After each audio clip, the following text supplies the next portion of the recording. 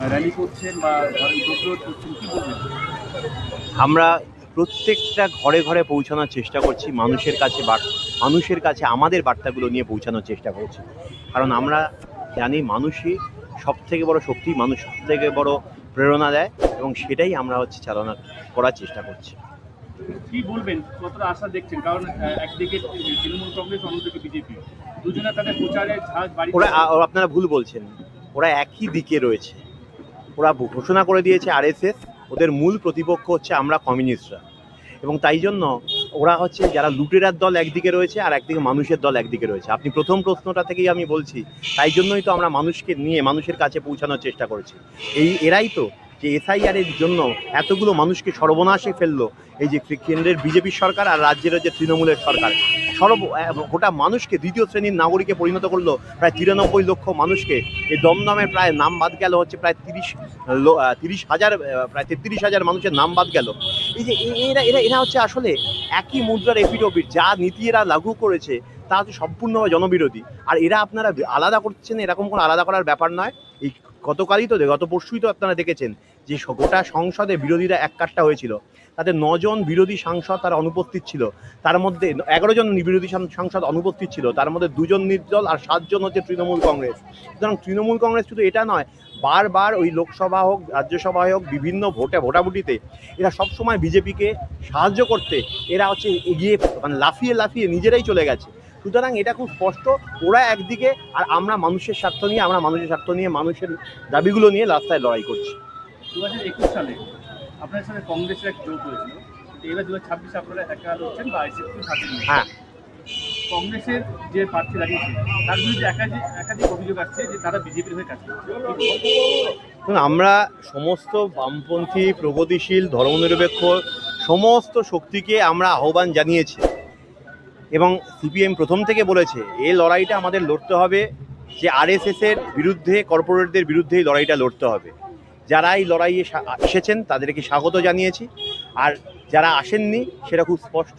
আজকে সেটা মানুষ এবার বাকিটা জবাব দেবে এবং সেটা খুব স্পষ্ট হয়ে যাবে যে মানুষের হিসেবে যেভাবে দাঁড়িয়ে কারা একদম সঠিকভাবে যে নীতি নিয়ে কারা লড়াই করছে। সিপিএম বা বামফ্রন্ট এবার যুবদের উপরে বেশি ভরসা করছে। কে? যারা যুব নেতা, কারা? তাদের উপর বেশি ভরসা কারা? সিপিএম। অবশ্যই আমাদের দেশের যদি আপনি জনসংখ্যার বিন্যাস দেখেন বা দমদমে জনসংখ্যার বিন্যাস দেখেন বা রাজ্যে জনসংখ্যার বিন্যাস দেখেন, প্রায় 50%-এর ওপর, 50-60%-এর ওপর জনসংখ্যা যার 40-এর নিচে। এই বিপুল জনসংখ্যার প্রতিনিধিত্ব কারা করবে? রিপ্রেজেন্ট করবে তারাই যারা সেই জনসংখ্যার অংশ। তাই জন্যই সেটাই প্রতিফলিত হয়েছে আমাদের বিভিন্ন জায়গায়, প্রার্থী তালিকা হোক, আমাদের রাস্তার ভিড়ে হোক, সর্বত্র দেখতে পাচ্ছেন তো গোটা রাস্তায়। আজকে রাজনীতির ভাষাগুলো পরিবর্তন করার চেষ্টা করছি আমরা এরকমভাবে, যেটা মানুষের ভাষা হোক কিন্তু এখনকার প্রজন্মের যে ভাষা হবে তাই হিসেবে হবে।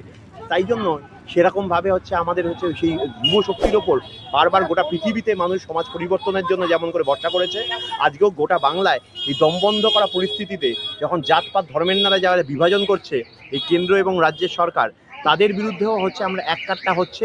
তাই জন্যই সেটা রিফ্লেকশন হচ্ছে আমাদের যুবদের ভিড়ে, ছাত্রদের ভিড়ে, সেটা তার রিফ্লেকশন হচ্ছে।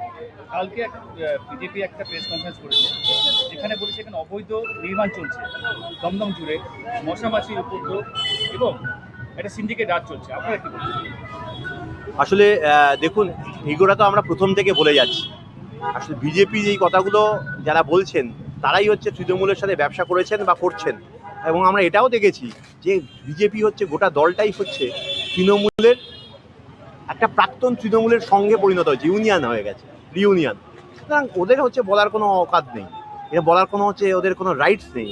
কারণ এই একদিকে তৃণমূল আর বিজেপি এরমভাবেই গোটা দমদমকে শেষ করে, গোটা দমদম কেন গোটা দেশে এরকমভাবে শেষ করছে। আমাদের দমদমে তো আমরা বারবার বলছি, এই যেখানে দাঁড়িয়ে বিভিন্ন যারা কাউন্সিলর হোক, মন্ত্রী হোক, মন্ত্রী হোক বা ছোটোখাটো নেতা হোক, তারা যেভাবে এই যে আগে আমাদের বামফ্রন্টের সময় G+4 ছিল, এখন G+7, 8 একটা ছোটো রাস্তা, 4 ফুটের রাস্তা এরম বাড়ি করছে। কেন? তার কারণ এখানে সমস্ত আইন কানুনকে একদম বুড়ো আঙুল দেখিয়ে যদি পয়সা ফেলেন তাহলে সব কিছু হতে পারবে।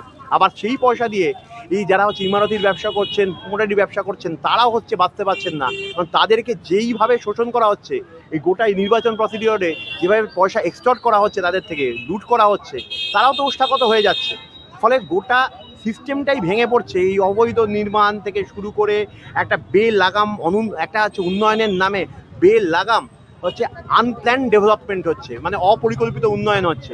তাই জন্যই তো আমরা বারবার এই কথাটা বলছি। আরে আমরাই তো প্রথমে বলেছি, ওরা তো কোনো বিকল্প দিতে পারছে না।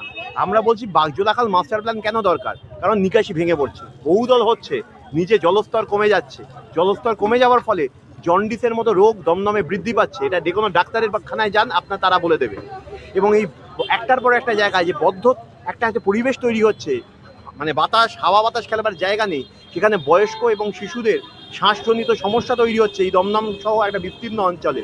তাই আমরা এই কথাগুলো রীতিমতো আমরা প্রত্যেক দিন আমরা এই কথাগুলো বলছি, কিন্তু এই কথাগুলো এখন কিন্তু কেন্দ্র এবং শাসক দলের লোকরা কোথায় বলে? তারা হচ্ছে, আমি কোথাও এরকম শুনিনি, তারা শুধু বলে ধর্ম নিয়ে খেলা, ওদের 4-5টা শব্দ ছাড়া তার বাইরে বেরোতে পারে না। সুতরাং আমরা বলছি এই মানুষের ইস্যুগুলো তো আমরা অনেক দিন আগে থেকে বলছি। আর দমদমের ম্যানিফেস্টো যদি আপনারা দেখেন, সেই ম্যানিফেস্টোয় প্রথম থেকে আমরা এটা বলে এসেছি।